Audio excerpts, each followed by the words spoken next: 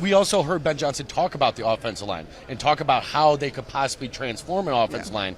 And he pointed to other examples recently of how other teams were able to kind of transform their offensive line throughout a whole offseason. I thought that was pretty interesting. And we kind of said it when we were listening to it, that it seems like they're kind of laying out their plan already, which obviously news to Bears fans' ears. That's what they want to hear.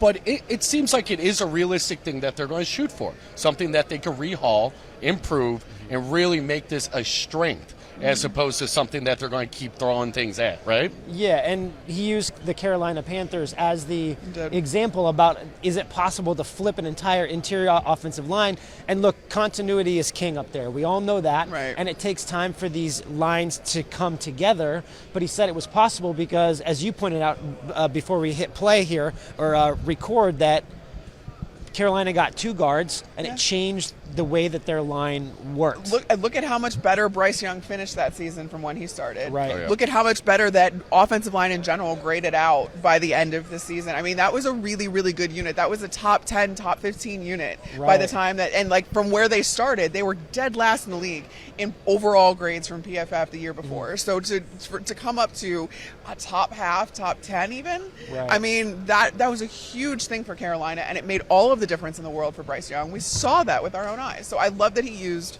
that example in particular. Yeah, and if you look at DeAndre Swift's NFL career, right? He was working behind Jamal Williams, I think, his first year. Yeah, he was with Jamal Williams. With the Lions. And then he was the featured guy, and then he got traded to Philadelphia.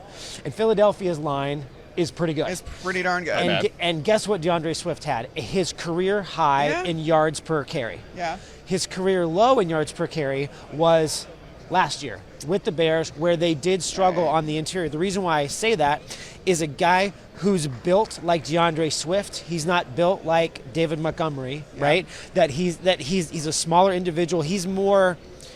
He's an elusive guy in space, he's more of that but he finesse needs guy. to get to the space. Right. And I think he's an offense. Everyone's offensive line dependent at running back, but I'm saying that a good interior offensive line that can get him to the second level, that's when he can do things. So I think that, because I came into this conversation kind of thinking like, they got to go get a second-round running back, right? Like they got to make but that's like a luxury item when they need.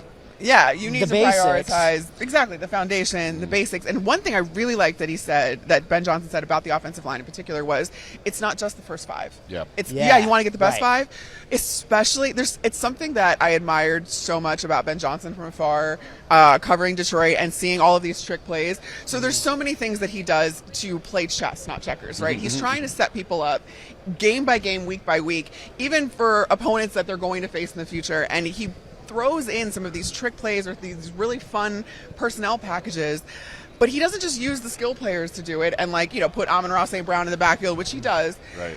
He puts Penei Sewell in the backfield. He has Penei Sewell go out for a pass. Get the big boys. He gets the big boys involved, and whenever it's required, and this is very matchups dependent, but he is not afraid to go into that jumbo package, to bring in additional offensive linemen, to make sure that the protection is what it needs to be, or the run game can get to where it needs to go. And I really appreciated him bringing kind of to light, hey, it's not just the first 5, whether that's because of injuries or because of all the fun little things that he likes to do with the offensive line. You're going to need more than just those 5, and you're going to need to be able to rely on your 6th guy, your 7th guy, your 8th guy sometimes, because those guys are still going to play significant snaps.